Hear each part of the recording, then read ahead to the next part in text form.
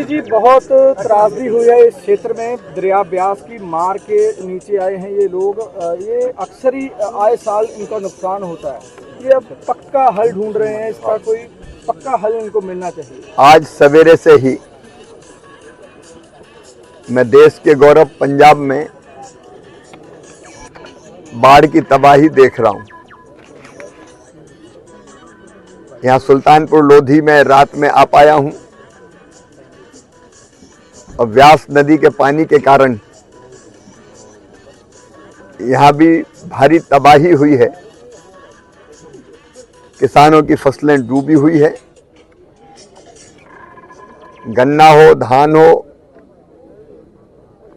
बाकी फसलें हो, पानी के कारण पूरी बर्बाद हुई है। और यहां मुझे बताया कि 1 महीना से लगभग ये बंधा के यहां ऊपर बैठे हुए हैं।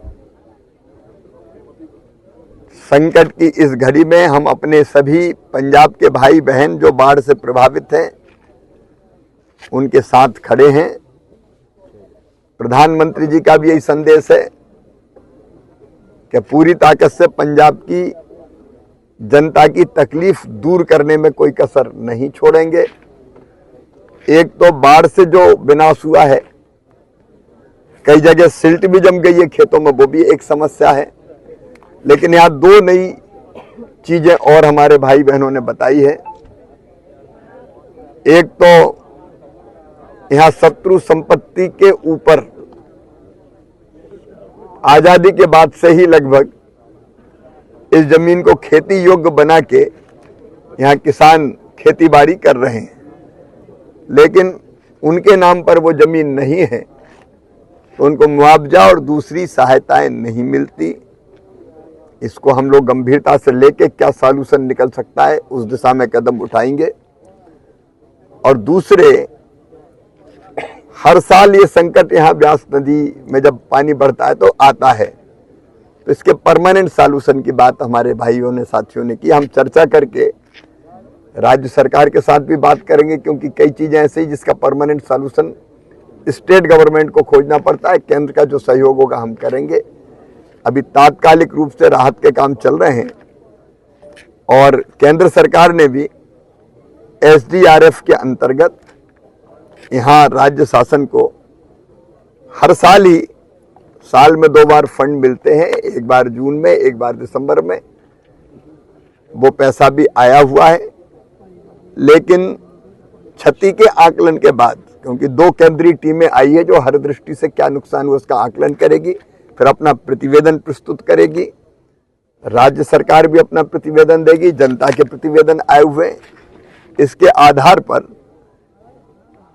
कैसे हम इस संकट से अपने भाई बहनों को उबारने के लिए क्या क्या करें वो फैसला होगा।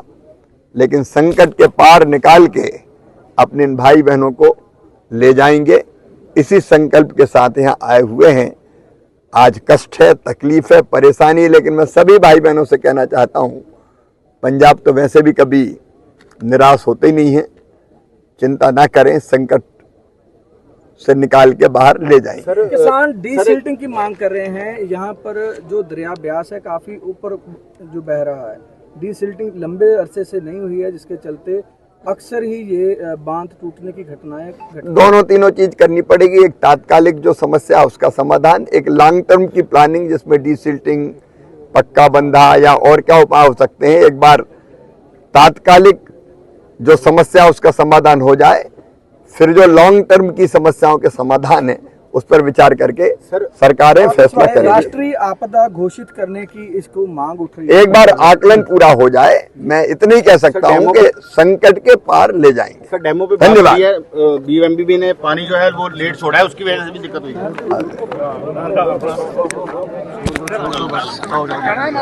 मुख्यमंत्री जी, बहुत त्रासदी हुई है इस क्षेत्र में। दरिया ब्यास की मार के नीचे आए हैं ये लोग। ये अक्सर ही आए साल इनका नुकसान होता है। ये अब पक्का हल ढूंढ रहे हैं, इसका कोई पक्का हल इनको मिलना चाहिए। आज सवेरे से ही मैं देश के गौरव पंजाब में बाढ़ की तबाही देख रहा हूं। यहाँ सुल्तानपुर लोधी में रात में आ पाया हूं और व्यास नदी के पानी के कारण यहाँ भी भारी तबाही हुई है। किसानों की फसलें डूबी हुई है। गन्ना हो, धान हो, बाकी फसलें हो, पानी के कारण पूरी बर्बाद हुई है। और यहाँ मुझे बताया कि 1 महीना से लगभग ये बंधा के यहाँ ऊपर बैठे हुए हैं। संकट की इस घड़ी में हम अपने सभी पंजाब के भाई बहन जो बाढ़ से प्रभावित हैं उनके साथ खड़े हैं। प्रधानमंत्री जी का भी यही संदेश है कि पूरी ताकत से पंजाब की जनता की तकलीफ दूर करने में कोई कसर नहीं छोड़ेंगे। एक तो बाढ़ से जो विनाश हुआ है, कई जगह सिल्ट भी जम गई है खेतों में, वो भी एक समस्या है। लेकिन यहाँ 2 नई चीजें और हमारे भाई बहनों ने बताई है। एक तो यहाँ शत्रु संपत्ति के ऊपर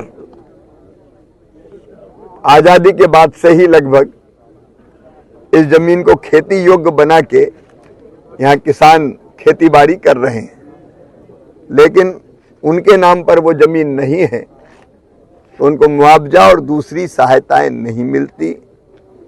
इसको हम लोग गंभीरता से लेके क्या सॉल्यूशन निकल सकता है उस दिशा में कदम उठाएंगे।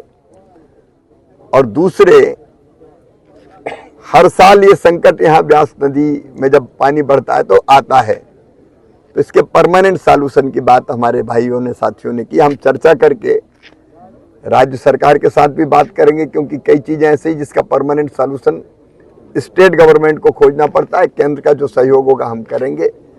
अभी तात्कालिक रूप से राहत के काम चल रहे हैं और केंद्र सरकार ने भी SDRF के अंतर्गत यहाँ राज्य शासन को हर साल ही, साल में 2 बार फंड मिलते हैं, एक बार जून में, एक बार दिसंबर में। वो पैसा भी आया हुआ है, लेकिन क्षति के आकलन के बाद, क्योंकि 2 केंद्रीय टीमें आई है जो हर दृष्टि से क्या नुकसान हुआ उसका आकलन करेगी, फिर अपना प्रतिवेदन प्रस्तुत करेगी। राज्य सरकार भी अपना प्रतिवेदन देगी, जनता के प्रतिवेदन आए हुए। इसके आधार पर कैसे हम इस संकट से अपने भाई बहनों को उबारने के लिए क्या क्या करें वो फैसला होगा। लेकिन संकट के पार निकाल के अपने इन भाई बहनों को ले जाएंगे, इसी संकल्प के साथ यहाँ आए हुए हैं। आज कष्ट है, तकलीफ है, परेशानी है, लेकिन मैं सभी भाई बहनों से कहना चाहता हूँ, पंजाब तो वैसे भी कभी निराश होते ही नहीं है।